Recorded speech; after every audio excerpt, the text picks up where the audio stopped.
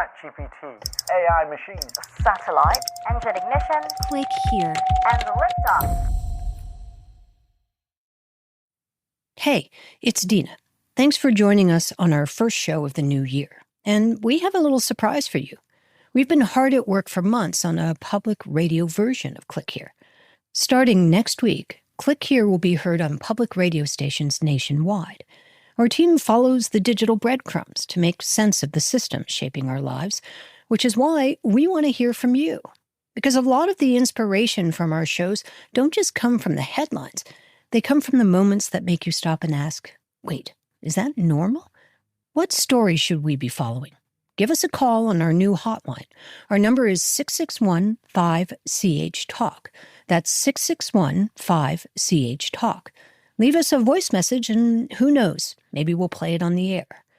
Now, before our official launch of a radio show next week, we want to revisit a story we brought you a few months ago. It's about weather forecasting.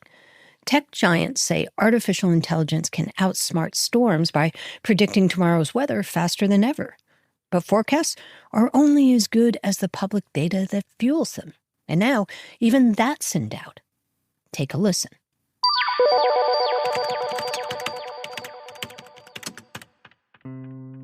From Recorded Future News and PRX, this is Click Here's Mic Drop, a longer listen to one of our favorite interviews of the week. I'm Dina Temple-Raston. We all know weather forecasts are fallible. Your phone promises sunshine, and then you get rain. So what if computers could actually beat even the best meteorologists? That's the promise of AI weather forecasting, and it comes with all the usual hype.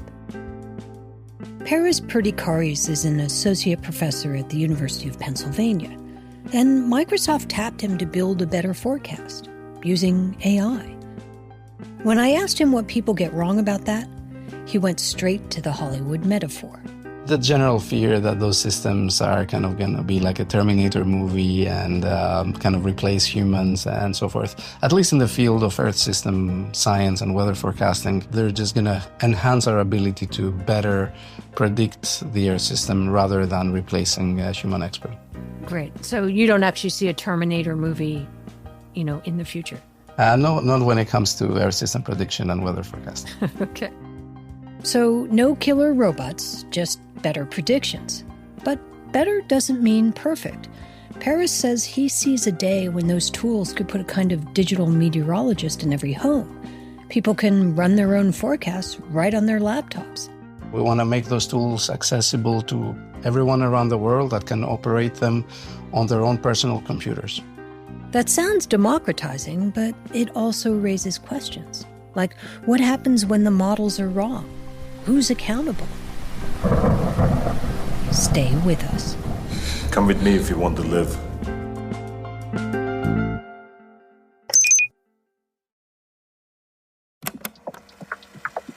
I'm Dina Temple-Raston, and this is Click Here's Mic Drop. Paris Perdikaris has spent the past decade figuring out how AI interprets the physical world. Hurricanes, ocean currents, weather systems. My background over the last 10 years, I've done a lot of work on AI and deep learning applied specifically to physical systems. So it made sense that Microsoft would come calling as they were trying to figure out if AI could handle one of the biggest data problems we have, weather. Weather, it turns out, produces a ton of data. So starting from the 50s, 60s, and 70s, we have been collecting around the clock from satellites, from weather stations, air balloons, aircrafts, ships in the oceans, or buoys. So it's an information goldmine. Decades of public data gathered by agencies like NOAA or its European equivalent, the ECMFW. Big tech's breakthroughs depend on their treasure chest of data. So Paris built Aurora, an AI system that learns from all that weather data. The way a sailor predicts the weather is experience-based, right? So they're looking back to their prior experience. They've been in the situation many times. They kind of feel the wind and see the clouds, and from that information, they can make a prediction of what's about to happen. Aurora doesn't understand the atmosphere. It just sees it in terms of patterns.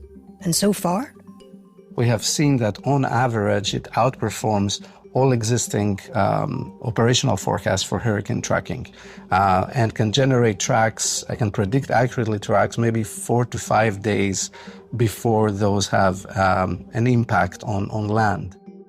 Now that sounds impressive, but there's a caveat. It appears to do well with these broad predictions like hurricanes, but critics say that broad accuracy is one thing, and being able to spot the conditions that lead to, say, flash floods and microbursts is another. And those are the storms that seem to show up more often these days, so they've started to matter more. Microsoft isn't the only big tech player trying to use AI to predict weather.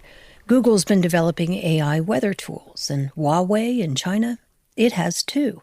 They all feed on the same public data. Paris also added a few other data points to his model.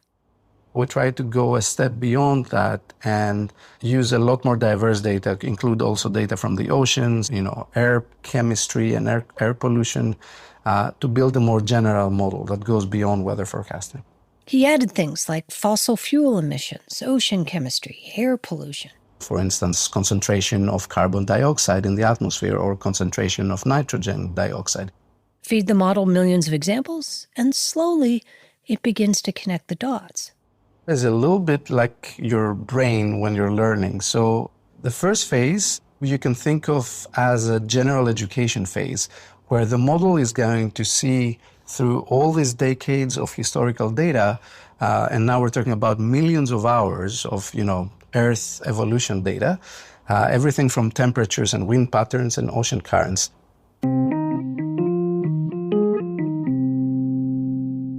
It's like giving an AI system a liberal arts education in Earth systems. Then you send it to graduate school to learn about hurricanes, air quality, and ocean waves.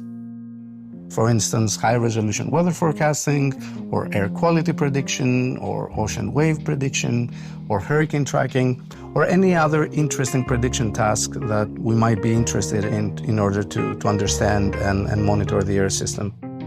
But forecasts don't live in a vacuum. They depend on humans and politics. That's when we come back. Stay with us.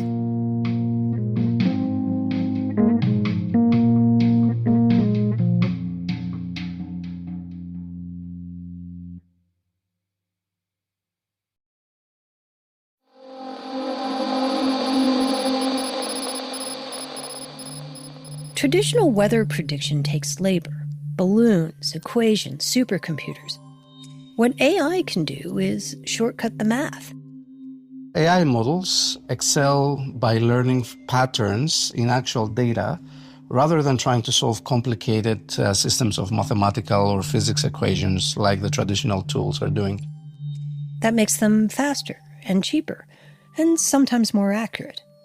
So tools like Aurora generate everyday forecasts, basically, from 6 hours ahead, maybe up to 10 days ahead. But here's the catch. Garbage in, garbage out. If I give my model the wrong inputs and then it tells me that it's going to snow in Greece in August, then obviously that is an erroneous prediction that I should filter out. And that's where humans come in. There's an additional element here and layer, which is the human expertise of a human meteorologist. So the way official forecasts are issued is through a human that has a specific expertise for the region. That human has synthesized many different forecasts from Aurora and other models, and based on their expertise are issuing the official forecast. So AI isn't replacing meteorologists, at least not yet. But what if the data itself begins to disappear?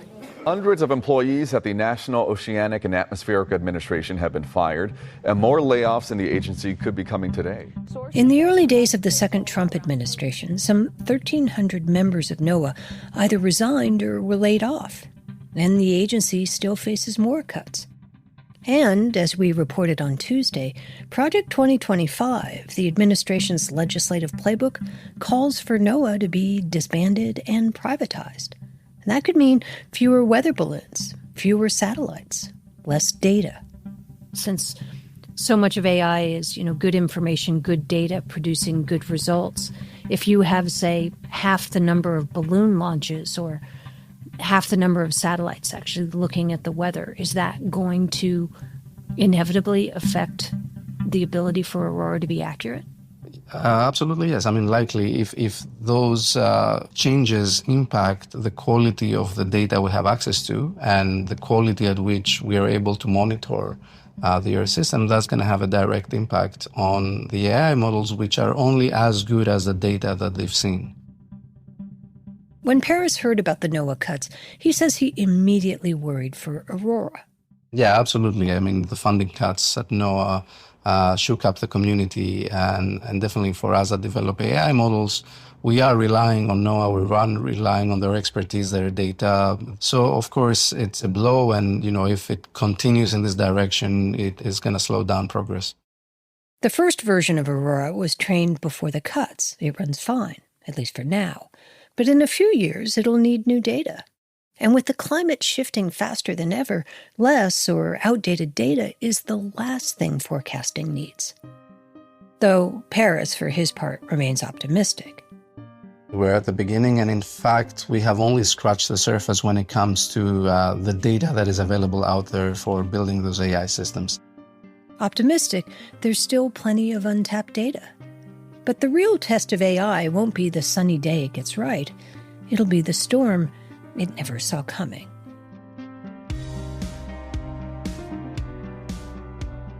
From Recorded Future News, this is Click Here's Mic Drop. It was written and produced by Megan Dietrich, Sean Powers, Erica Gaida, Zach Hirsch, and me, Dina Temple-Raston. It was edited by Karen Duffin. We'll be back on Tuesday. Until then, have a great weekend.